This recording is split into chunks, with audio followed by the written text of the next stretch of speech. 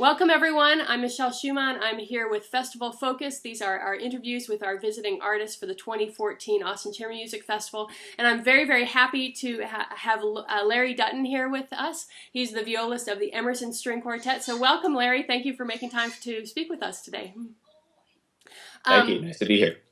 My first question for you is, I wanted to just say that we're really excited to have the Emerson String Quartet. I'm not sure the last time that you were in Austin, but everyone is really just sort of head over heels in love with the Emerson String Quartet. And I don't think that there's any quartet living right now is as highly decorated as the Emersons, with 9 Grammys, multiple gramophone prizes, and just you've performed all around the world. This might be an awkward question for you because you're in the quartet. But is there any way that you could kind of talk to us about what you think is special about the quartet and what has made the quartet so great? I know that's kind of a strange question because you're in it, but I think as a quartet member, you can almost separate yourself from the sound of the quartet too. So can you describe that to me a little bit? Boy, that's not an easy question because obviously when one is in the middle of it, you don't really know. I think the bottom line is that we were very lucky, very fortunate. It was a good time to start a string quartet in the late 70s, and in many ways, I think it'd be much harder now because there are so many more quartets on the horizon. So many young quartets. In the days when we were starting, there were no quartet programs, graduate quartet programs. That didn't exist.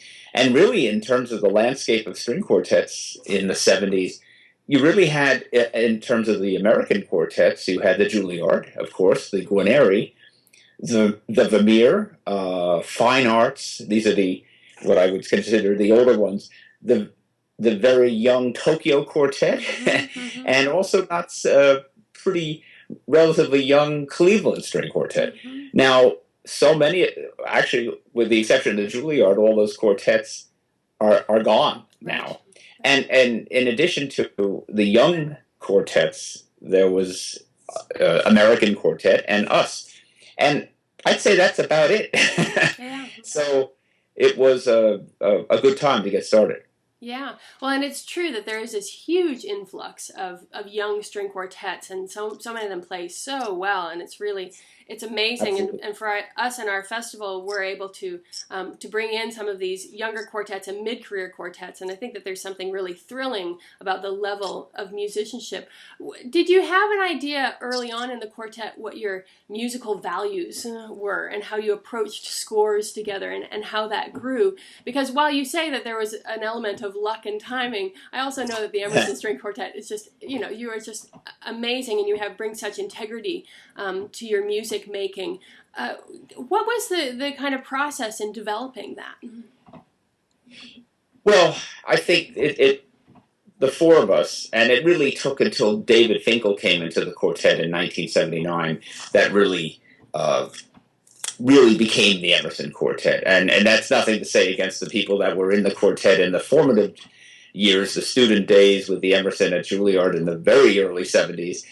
And a wonderful cellist that David replaced was from Canada named Eric Wilson. Great guy, but he didn't really like the touring. So when David came in, the quartet kind of really got focused there.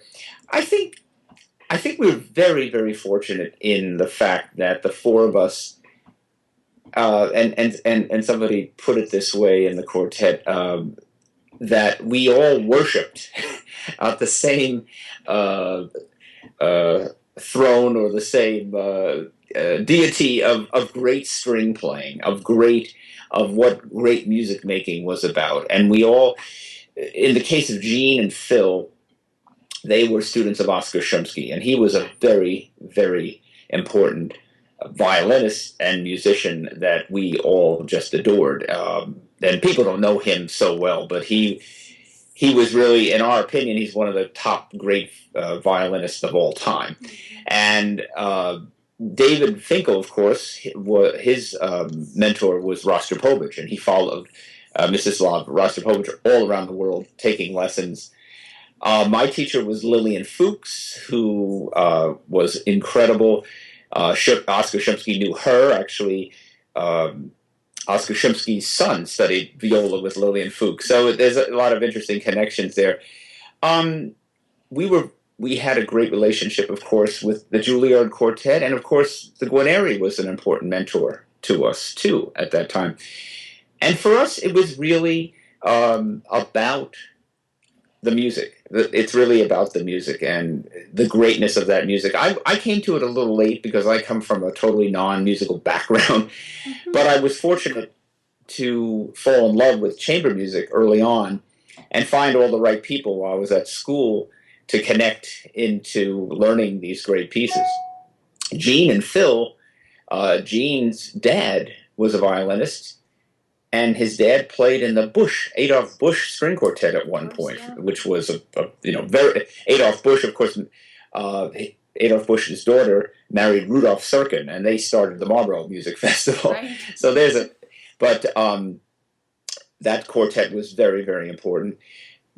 Phil's dad played in the Cleveland Orchestra, and he played in a string quartet with members of that orchestra that did recordings with Glenn Gould, and so those guys came into string quartets from their family. Right. David's father was actually a fine jazz musician, did a lot of arranging, but his uncle was a famous cellist, and David did a lot of chamber music with his two cousins and his uncle. They had a 4-cello quartet, the Finkel cello quartet.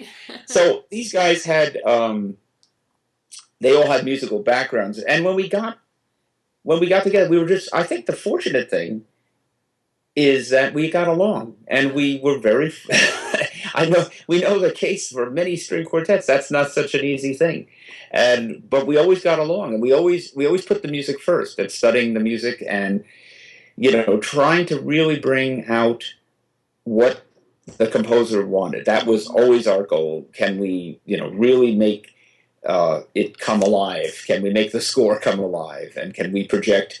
Of course, it's our thoughts and our interpretation, but we believed in what we were doing, and obviously audiences have believed that we know what we're doing. Yeah, well, and it must have been a real journey in 2012 when David Finkel decided to leave the quartet for you to find another cellist. Can you talk a little bit about that process? Because, of course, the fit is so important, and you said that you all got along, and that was a fortunate thing. So how have you worked to secure that? Michelle, I'm sorry, can I ask you just one question? Yes. I'm sorry to interrupt the interview, but are you hearing me clearly? I hear you very clearly. Okay, because I'm having a little trouble just hearing you once in a while, just to let you know. Okay. But if you're getting me clearly, I guess it's okay. I'm not sure how I think how the old recording. Skype thing works. Yeah, because it's recording from my end, so I think it should be fine. Okay, then if that's okay. So going on, the process of getting David Finkel. I'm sorry, excuse me, the process of getting Paul Watkins. Right. Well, actually, there was that process. That was a long time ago. But like me, I auditioned for the quartet. I was actually 22. Mm-hmm. So they didn't know who I was, but I was I was a young, a little raw talent at 22. But I had to learn fast. Uh-huh. And the case of David, he was a little bit older. But he auditioned too, because we had some, cellists. But Phil knew David. Now, 34 years after that, David decided to. He's, of course, everybody knows what David has been doing. David, of course, with his wife, are the co-directors of the Chamber Music Society at Lincoln Center, mm-hmm. and he plays so many kinds of recitals with Wuhan. Mm-hmm. In addition to, they run the Menlo Festival in California, and they're involved in all kinds of other things, educational. They have a foundation in Korea. They're doing many, many different things. They have a recording company. But David was always, 200% committed to the Emerson, and right all the way, to the end. But he came to us and said that he really could not.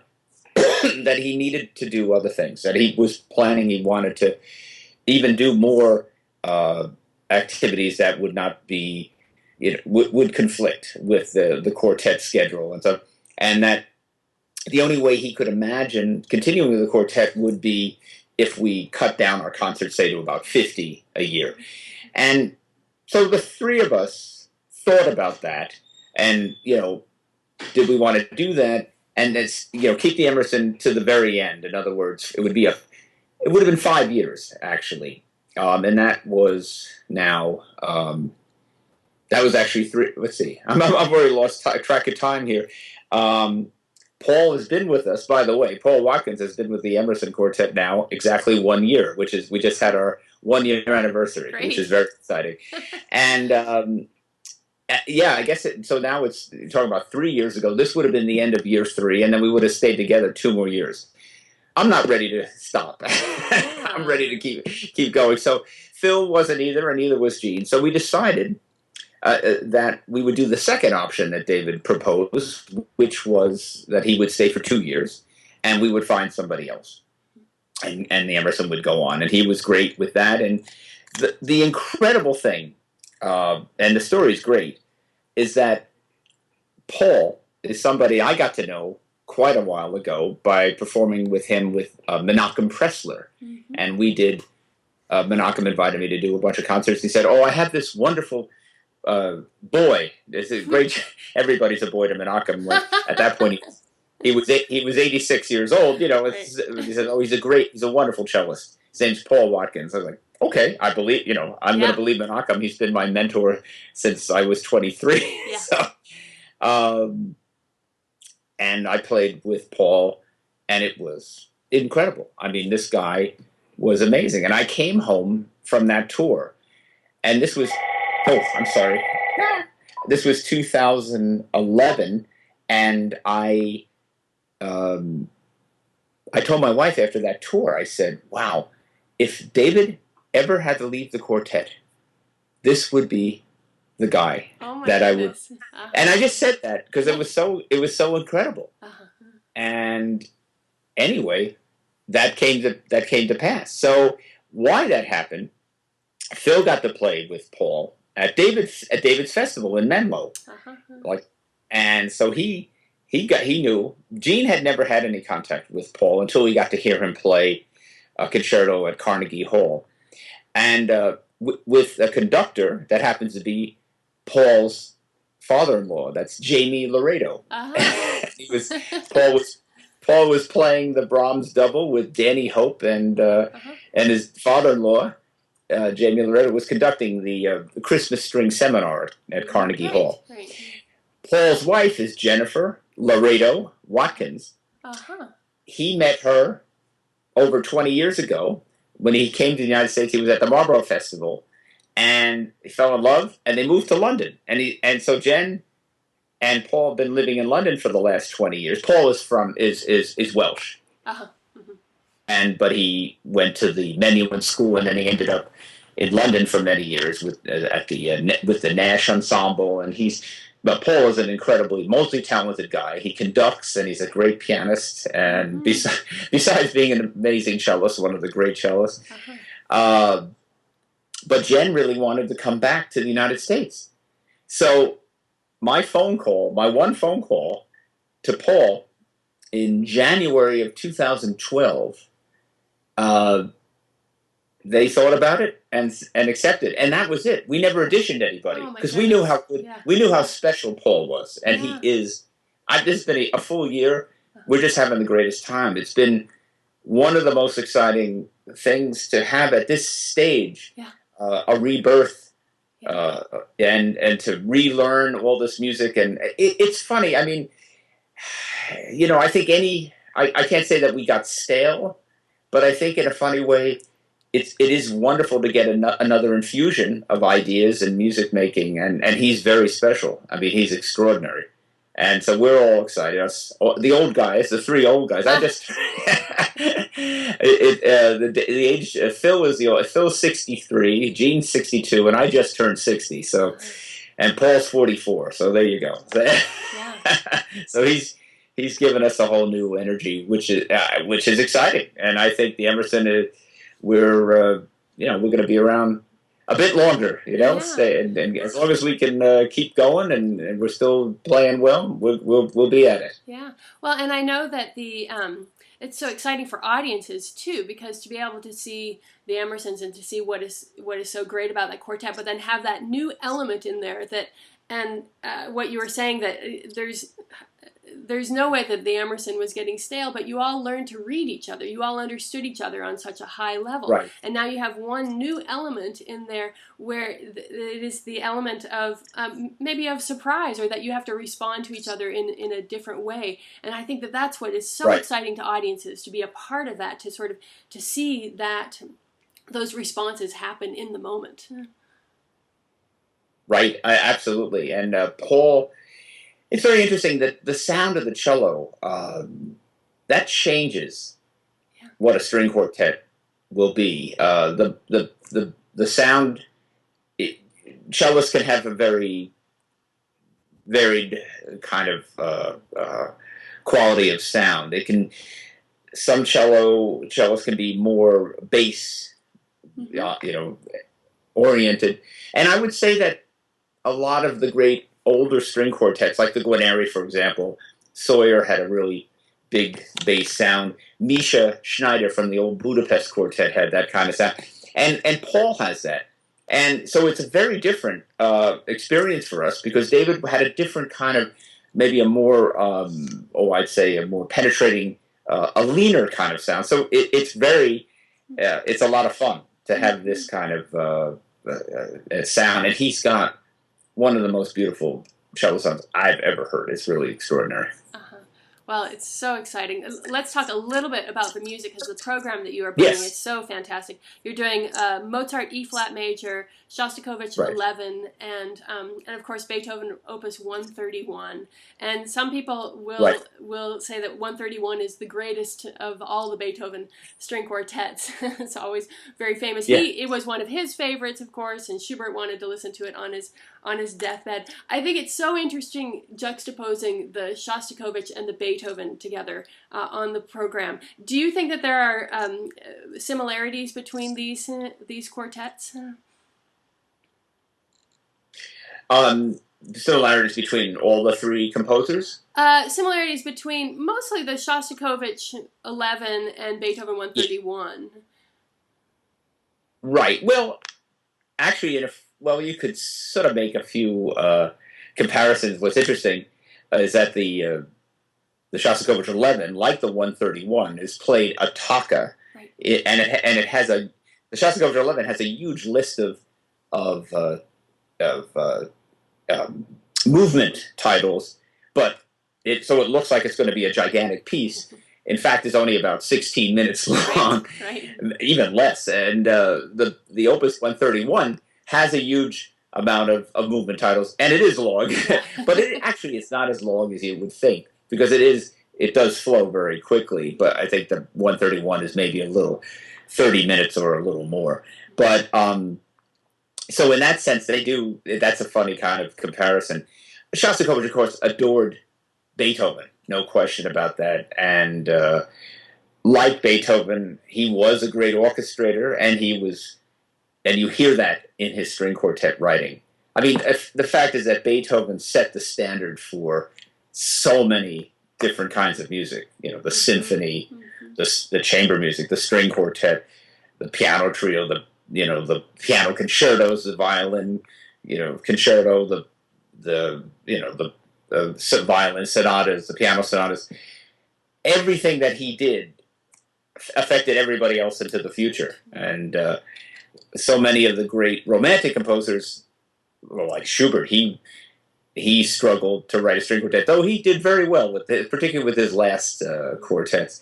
Brahms struggled trying to keep up with what Beethoven did, and he really didn't accomplish that in his string quartets. I mean, I love his string quartets, but they're problematic. But Shostakovich, I think he really made a new kind of sound for the string quartet. I mean, he really knew how to get the sound of the string quartet to be like an orchestra, and very powerful and so many different colors and so many different kinds of sounds. And so I would say that's the big influence. There's no question that Beethoven influenced Shostakovich immensely. You were talking about the how people thought about how people think about 131 in a conversation about 24 years ago with Leonard Bernstein, and this was when we had a celebratory dinner after we won our first two Grammys for the Bartok string quartets, and Bernstein also won an orchestral Grammy for his orchestral recording. I forgot which one it was, and we won the best classical, so it was kind of we beat him out. But we had this wonderful dinner party across the street from Carnegie Hall. That's a wonderful restaurant. I think Café des Artistes. I'm always getting confused these restaurants. But anyway, he told me at the quartet that his favorite recording that he ever made was his recording of the Mahler transcription of Opus 131 Beethoven. Wow. And I'm thinking, like, come on. I mean, all those recordings. What do you mean? That's your favorite? He obviously adored that piece too, and he was so happy about that, the way that recording came out. So it's funny. Everybody's affected by that piece. As a matter of fact, Phil Setzer has it in his email address. His address is Setzer1131.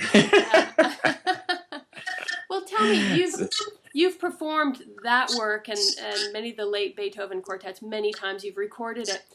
What goes into making a performance special and singular on any given night?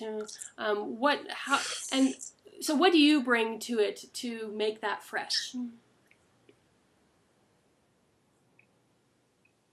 I'm sorry, I missed that completely. It's just when your Skype question disappeared there. What I'm wondering is, what do you bring to a performance to make it fresh on any given night? Well, I tell you, in the case of Beethoven, you just try to do what he wants you to do. That sounds kind of simple, but it's not. Because he has so much detail and so many nuances that he's expecting the performers to be able to do. I don't even imagine they could have even gotten close in his day to doing what he wanted. I mean, it's just so... He writes with these little crescendos and then into a subito piano getting softer immediately, and then another one, and then going up to another level, and then down and up, and it's like, it's just so many things. And if you can, I think when a good performance is when those details become secondary and they just become part of, you're just doing them naturally. Because it's like anything. If you're worried about the details, the bigger picture will not be there. So it's being able to get comfortable with all those details. And it doesn't always happen because Beethoven is that challenging. He just pushes the human being. He pushes the human body harder than any other composer. I would say that's without question. He expects a lot. And if you can just, it's kind of like riding I don't know, maybe a thoroughbred horse or something. And if you just hang on and you can, and the power of the music it's so there. I mean, if you can get close, the music just transcends everything. It's amazing. The late quartets, they're just, they're hard to explain because they're written, especially 131 is written in a kind of a stream of consciousness that, in a sense, it's already contemporary. He goes beyond bar lines. In other words, if he was writing in the the 20th century or 21st century, he would have he wouldn't even have to put bar lines in, Right. Right. because he just does what he wants to do, and he's such a master. Yeah. Yeah. Well, what a thrill it is going to be for people to hear a masterpiece played by a master quartet. So we are just so excited. Thank you for taking the time to talk with us, and we can't wait to see you on July 25th. Fantastic, great, nice to talk to you. Thank you, Larry. You have a great day. You too, Michelle. Okay, Bye-bye. bye bye.